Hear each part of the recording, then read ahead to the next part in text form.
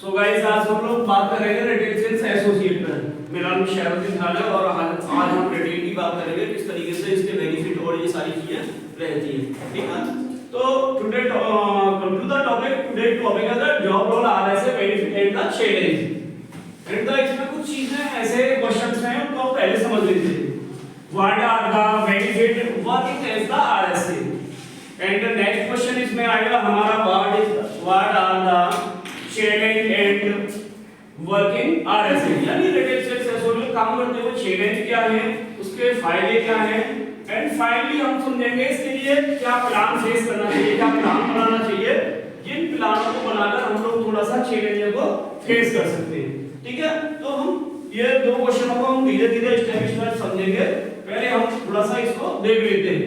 What are the benefit working as a retail sales associate, यानी retail sales associate की भूमिका में क्या फायदे होते हैं, उसके वर्क प्लेस में वर्क करते हुए क्या फायदे होते हैं। तो एक बार हम लोग तीन कॉलम में इसको डिवाइड कर लेते हैं।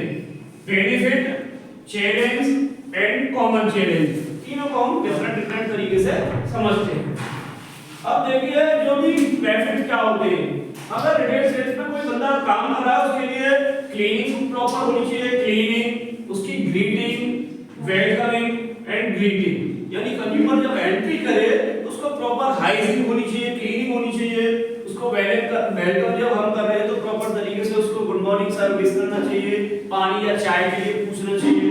अगर बुजुर्ग है तो उनको बैठने के लिए भी हम लोग कह सकते हैं, या कोई फीमेल है जिसके साथ छोटा बेबी है उसको बैठने में या परचेजिंग करने में थोड़ी हेल्प करनी चाहिए। ठीक है, वहां का एनवायरनमेंट जबरदस्त तुम्हारा बना के रखना चाहिए हमें। जैसे चोर वगैरह थ्रेट होते हैं, कई बार चोरी करने के चांसेस होते हैं, उन पर हमें प्रॉपर निगरानी बनाए रखना, ये भी हमारी जिम्मेदारी है। एंड एक्सीडिंग स्टोर टारगेट, और हमें क्या करना है, उसके जो स्टोर के टारगेटों को भी ध्यान में रखना है, हमें काम पर भी अपना फोकस बनाए रखना है।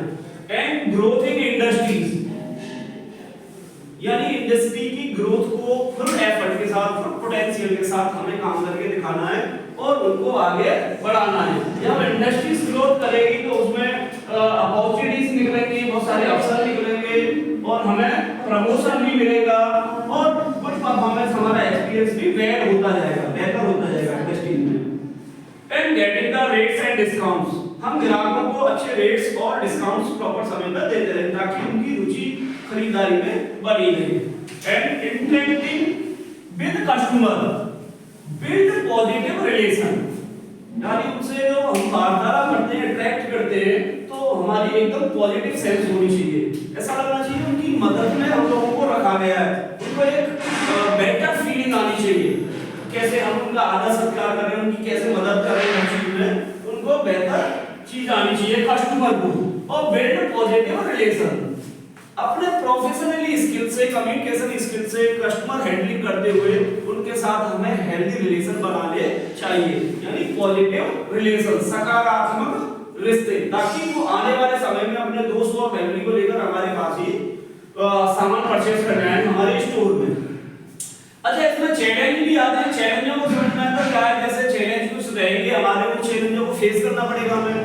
चैलेंज हमारे क्या रहेंगे, अनप्रेडिक्टेबल शिफ्ट, कोई स्टोर 24 आवर्स काम करता है, आने जाने में दिक्कत आती है और कई चीजें इश्यूज रहते हैं शिफ्टिंग का। किसी को डे में मान लीजिए पेरेंट्स को देखना, बच्चे को स्कूल जाना है और उसकी नाइट शिफ्ट हो गई, तो ये भी उसके लिए एक परेशानी रहती है, तो उसको भी मैनेज करना होता है। फिजिकली डैमेजिंग रहती है, कभी-कभी डिमांडिंग रहती है, उस सामान को फिजिकली उठा के स्टोर में लगाना है, एनवायरनमेंट में लगाना है, उसकी मान लीजिए इंस्पेक्शन करना है, ये सारी चीजें थोड़ी फिजिकली सामान उठाने करने में भी थोड़ी दिक्कत रहती है, ये भी एक चैलेंज है। डिससैटिस्फाइड एंड कंफ्यूज, ग्राहक को हम डिससैटिस्फाइड नहीं कर सकते, यानी संतुष्ट करना ही पड़ेगा। और कई बार हमारे पास प्रोडक्ट की पूर्ण जानकारी नहीं होती, इस वजह से हम कस्टमर को पूरी जानकारी विस्तार में नहीं बता पाते, इससे कई बार कंफ्यूजन पैदा होता है। तो हमें कस्टमर को हैंडल करने से पहले उस प्रोडक्ट के बारे में अच्छे से जानकारी होनी चाहिए, ठीक है, ताकि हम प्रोडक्ट के बारे में, उसके बेनिफिट, उसका यूज कैसे करना है, प्रॉपर तरीके से हम कस्टमर को बताएं और कस्टमर इजीली उसको ऑपरेट कर पाए। इसलिए उसको संतुष्ट करना भी हमारी जिम्मेदारी होती है। कंफ्यूज नहीं करना है उसको। कंफ्यूजन का कई रीजन हो जाता है। उसका हमने वैल्यू नहीं पूछी कि आपको किस रेंज तक का सामान चाहिए। अब मान लीजिए उसके पास 10,000 रुपए है, 15,000 की रेंज का कोई प्रोडक्ट उसको पसंद आ गया। अब पैसे कम हैं और प्रोडक्ट समझ में नहीं आया तो इस वजह से वो कंफ्यूजन हो जाती है। और ऐसी कंडीशन में जो आपका कस्टमर है वो सामान खरीद के ऐसे ही निकल जाता बिना खरीदे। तो स्टोर में कोई कस्टमर आया तो हमें बिना किसी प्रोडक्ट सेल के उसको भेजना नहीं है। हर हाल में उसको प्रोडक्ट सेल करना है। उसके लिए क्या ध्यान रखना है, आप उसकी वैल्यू पूछ लीजिए कि आपका क्या मतलब कितना बजट है, क्या फीचर्स आपकी रिक्वायरमेंट है, किस क्वालिटी का चाहिए, किस ब्रांड का वो चाहिए। 3-4 चीजें आप उससे टैली कर लीजिए और उसकी रिक्वायरमेंट के हिसाब से आप उसको प्रोडक्ट दिखा दीजिए और प्रोडक्ट के सारे फीचर और एडवांटेज बता दीजिए जिससे उसको समझ में आ जाए और वो अपना परचेज कर ले। तो इससे क्या कंफ्यूजन नहीं हो पाएगा। कई बार ये कंफ्यूजन दिमाग में रहती है क्योंकि हमें प्रोडक्ट की अधिक जानकारी नहीं होती, इसलिए हम पूरी तरीके से नहीं बता पाते। कई बार assist angry and the disrespect customer. कई बार हम किसी नाराज जो कस्टमर होता है उसको असिस्ट नहीं कर पाते सही तरीके से और उसको लगता है मेरी बेइज्जती होगी, डिसरेस्पेक्ट किया है, या किसी ने पानी के लिए पूछा या वॉशरूम के लिए, आप जल्दबाजी में उसकी बात को सुन नहीं पाए और नाराज हो गए ग्राहक। तो ध्यान रखना कि कस्टमर अगर आपसे कुछ कह रहा है और बिजी है आप तो सॉरी करके 2 मिनट मुझे समय दीजिए, मैं अभी आपकी हेल्प करूंगा। ये नहीं है कि मेरे पास समय नहीं है या उसको इग्नोर कर दिया। इग्नोर नहीं मानना, जिससे क्या अगर इग्नोर मार दिया तो क्या नाराज हो जाएगा, उसको लगेगा मेरी बेइज्जती कर रहे हैं, अच्छे लोग नहीं है। हमारा काम है कस्टमर को वहां एक बेटर फीलिंग देना, एक अच्छा एनवायरनमेंट देना। उसको लगना चाहिए कि जो एसोसिएट है प्रॉपर वो ग्राहकों की मदद के लिए ही रखे गए हैं। किसी को मान लीजिए प्रोडक्ट नहीं मिल रहा है तो उसको प्रोडक्ट सर्च करने में उसकी मदद करना, उसको सेक्शन बताना। अगर वॉशरूम वगैरह की उसको जरूरत है तो वॉशरूम का सही डायरेक्शन बताना। अगर ट्रॉली वगैरह यूज करनी है, सामान बहुत सारा खरीदना है, उसको ट्रॉली वगैरह प्रोवाइड कराना। अगर सब सामान उसमें ले लिया स्टोर कर लिया, अब उसकी बिल करने में मदद करना। तो ये सब हमारे कस्टमर की हेल्पिंग सिस्टम होता है जो हमें कस्टमर का हेल्प करनी होती है।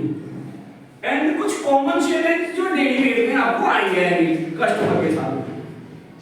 क्या क्या चैलेंज हो सकते हैं? तो चैलेंज के साथ आपको क्या है, पेशेंस विद कस्टमर के साथ पेशेंस के साथ बने रहना। कई बार कस्टमर जल्दी गटी बातें नहीं कर देता जो जिससे गुस्सा आ सकता है, मगर आपको क्या है, कस्टमर आपका भगवान है, इसलिए आपको ध्यान रखना है उसके साथ धैर्य के साथ और अपनी बातें कहते रहना। कई बार आपने देखा होगा किसी केयर टोल फ्री नंबर पे आप किसी कस्टमर केयर वाले से बात करिए, कई बार कंज्यूमर उससे बदतमीजी से बात करता है, बट वो हमेशा तहजीब से ही बात करते हैं, उसको एक बेटर फीलिंग देते हैं, ठीक है, और उसके हेल्प करने की कमिटमेंट करते हैं कि सर आपकी यहाँ पूरी मदद की जाएगी। और कॉमन क्या होता है, प्रोएक्टिव लर्निंग कस्टमर के साथ, यानी समय के साथ उसके साथ परिवर्तन करते रहिएगा। ये इश्यूज आया तो उसको कैसे सॉल्व करना है और कस्टमर से अट्रैक्ट करते हुए उनके साथ लर्न करना है, सीखना है कि ग्राहकों को कैसे सही तरीके से हैंडल किया जा सकता है। और आस्क पीयर एंड सुपरवाइजर, अगर आपको जरूरत हो तो कस्टमर से बहुत कुछ सीखने को मिलता है। आप कई बार फीडबैक के जरिए आप पूछ लीजिए कि हमारे स्टोर में आप आए हैं और शॉपिंग की है आपने, आपको कैसा महसूस हो रहा है।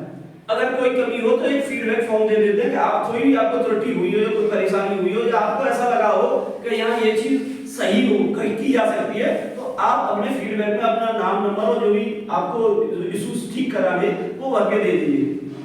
जब किसी भी कंपनी में फीडबैक मिलता है किसी के बारे में तो कुछ कमियों के बारे में पता चलता है और उन कमियों को हम कंपनी के साथ मिलकर कैसे ठीक कर सकते हैं उस पर हम अपने सीनियर से डिस्कस करना चाहिए। फ्री टाइम में, जब हम फ्री टाइम है तो उस समय हम उनसे डिस्कस कर सकते हैं।